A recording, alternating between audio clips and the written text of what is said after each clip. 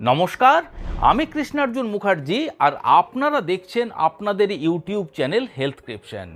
আজকের ভিডিওতে আপনাদের সাথে এমন তিনটি বিশেষ শাক নিয়ে আলোচনা করব যে শাকের ব্যবহার মোটামুটি আজকাল প্রায় চোখে পড়ে না বললেই চলে, কিন্তু সেই তিনটি শাক যদি আপনি প্রতিনিয়ত ব্যবহার করতে পারেন, সেই শাকগুলি আপনাকে বিভিন্ন প্রকার ছোট বড় রোগের থেকে দূরে রাখতে সাহায্য করতে পারে এবং প্রাচীন ইতিহাস যদি ঘেঁটে দেখা যায় তাহলে সেই সমস্ত শাক 3000-4000 বছর ধরে আমাদের সংস্কৃতির মধ্যে এবং আমাদের চিকিৎসা ব্যবস্থার সাথে ওতপ্রোতভাবে জড়িয়ে রয়েছে।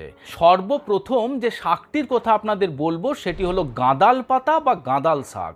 এই গাঁদাল পাতা স্থান বিশেষে কেউ গন্ধ পাতিলা বলে থাকেন, কেউ গন্ধ ভাদিলা বলে থাকেন, এছাড়া কিছু কিছু জায়গাতে এটিকে ভেদেলতা পাতা বলা হয়ে থাকে।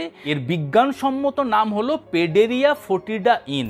এই গাছ চেনার বিশেষত্ব হলো এই পাতার মধ্যে একটি তীব্র গন্ধ থাকে। সর্বপ্রথম এই গাঁদাল পাতা বা গন্ধ পাতিলা বা গন্ধ ভাদিলা গাছের পাতা আপনার ডাইজেস্টিভ সিস্টেমের জন্য অত্যন্ত উপকারী।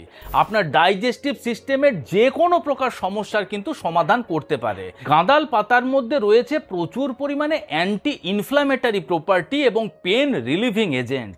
তার ফলে প্রতিদিন যদি 2 চামচ করে সারাদিনে 2 বার এই গাঁদাল পাতার রস আপনি খেতে পারেন, আপনার আর্থ্রাইটিসের ব্যথা বেদনাও কিন্তু কমে আসে।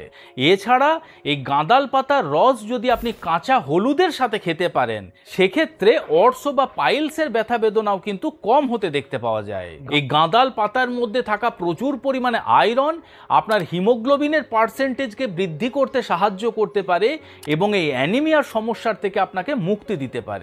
আমি আগেই আলোচনা করলাম যে গাঁদাল পাতার মধ্যে রয়েছে প্রচুর পরিমাণে পেন রিলিভিং এজেন্ট। তাই যে সমস্ত মানুষরা দাঁতে ব্যথায় কষ্ট পান, সেক্ষেত্রে যদি সামান্য পরিমাণ গাঁদাল পাতাকে পেস্ট করে নিয়ে আপনার দাঁতের মধ্যে লাগাতে পারেন, কিছু সময়ের মধ্যে কিন্তু দাঁতের ব্যথার উপশম আপনি পেতে পারেন। যদি মাঝে মধ্যে আপনার খাবার থালাতে এই গাঁদাল পাতা রাখতে পারেন, সেটি আপনার ইমিউনিটি পাওয়ারকে বৃদ্ধি করতে সাহায্য করে এবং ছোট বড় বিভিন্ন প্রকার রোগের থেকেও আপনাকে দূরে রাখে।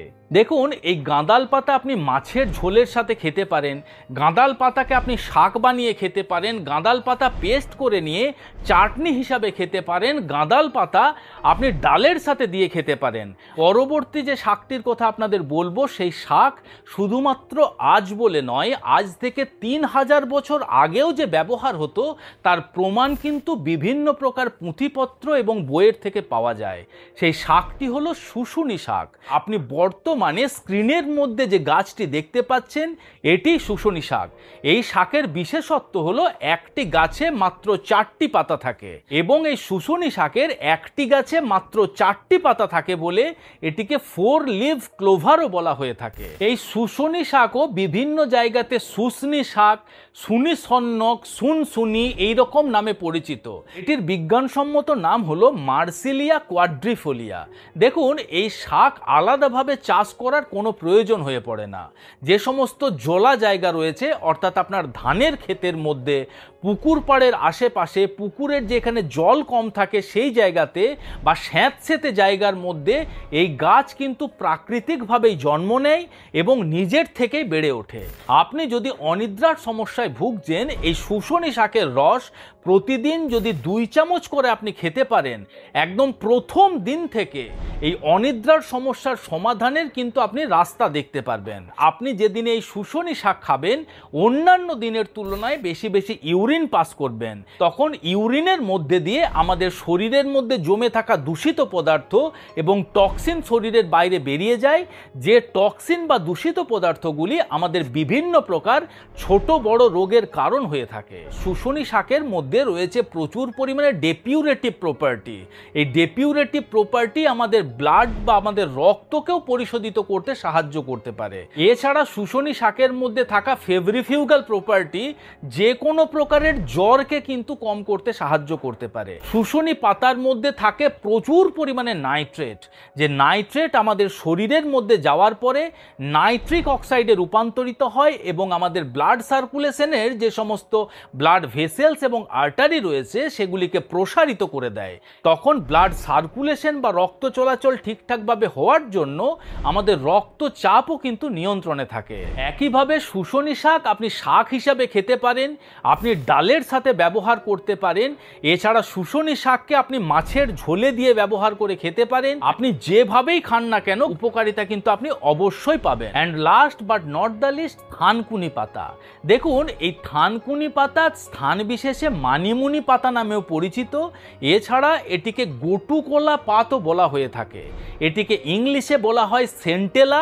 এর বিজ্ঞানসম্মত নাম হলো সেন্টেলা এশিয়াটিকা। আপনি যদি দীর্ঘদিন ধরে যে কোনো প্রকারের ডিসেন্ট্রি বা আমাশয়ের সমস্যায় ভুগছেন বা ডায়রিয়ার সমস্যায় ভুগছেন, প্রতিদিন সকালবেলা 5 থেকে 6টা পাতা খালি পেটে চিবিয়ে খেয়ে ম্যাজিক দেখুন। যে ডিসেন্ট্রির সমস্যা বা যে ডায়রিয়ার সমস্যা অন্যান্য মেডিসিন আপনার কম করতে পারে না, এই ছোট্ট ছোট্ট থানকুনি পাতা কিন্তু সেই সমস্যার সমাধান আপনার করতে পারে। এই থানকুনি পাতার মধ্যে রয়েছে প্রচুর পরিমাণে অ্যাস্ট্রিনজেন্ট প্রপার্টি। তাই যদি আপনার শরীরের কোনো জায়গা কেটে গিয়ে সেখান থেকে রক্তপাত হচ্ছে, আপনার বাড়িতে যদি এই থানকুনির গাছ থেকে থাকে, কয়েকটা পাতা ছিঁড়ে হাতের মধ্যে খুব ভালোভাবে ডলে নিয়ে সেই রস যদি কাটা স্থানে লাগাতে পারেন, দেখবেন ইনস্ট্যান্ট আপনার রক্ত পড়া বন্ধ হয়ে যাবে। মেন্টাল স্ট্রেস, অ্যাংজাইটি এবং ডিপ্রেশনকে কম করতে সাহায্য করতে পারে। এই থানকুনি পাতা আমাদের স্মৃতিশক্তিকে বৃদ্ধি করতে সাহায্য করতে পারে।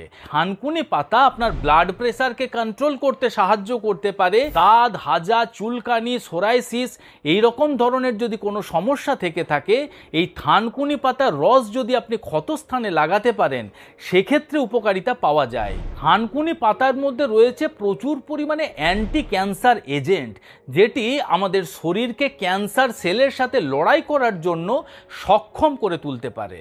দেখুন, থানকুনি পাতা আপনি কাঁচা চিবিয়ে খেতে পারেন প্রতিদিন সকালবেলা খালি পেটে। থানকুনি পাতার রস বানিয়ে আপনি খেতে পারেন। থানকুনি পাতাকে আপনি শাক হিসেবে খেতে পারেন। মাছের ঝোলের সাথে থানকুনি পাতা ব্যবহার করতে পারেন। ডালের সাথে আপনি থানকুনি পাতা ব্যবহার করতে পারেন। আপনি যেভাবেই ব্যবহার করুন না কেন, এই থানকুনি পাতার উপকারিতা আপনি পেতে পারেন। তবে ওই প্রত্যেকটা শাকের মতো আমি আবার বলবো যে আপনি বেশি বেশি তেল দিয়ে মচমচে করে ভেজে যদি এই শাক খান, সেক্ষেত্রে কিন্তু আপনি উপকারিতা পাবেন না। আশা করি ভিডিওটি আপনাদের ভালো লেগেছে, ইনফরমেটিভ লেগেছে। যদি ভালো লেগে থাকে তাহলে অবশ্যই ভিডিওটিকে লাইক করবেন। এখনও পর্যন্ত যদি আমাদের এই হেলথক্রিপশন ইউটিউব চ্যানেল আপনারা সাবস্ক্রাইব না করে থাকেন বন্ধুরা, তাহলে অবশ্যই চ্যানেলটিকে সাবস্ক্রাইব করে পাশে থাকার অনুরোধ রইল। খুব শীঘ্রই দেখা হচ্ছে এই রকম ধরনেরই একটি ইনফরমেটিভ এবং ইন্টারেস্টিং ভিডিওর সাথে। ততক্ষণ নিজেদের খেয়াল রাখবেন। আপনাদের সুস্থতা এবং দীর্ঘায়ু কামনা করছি।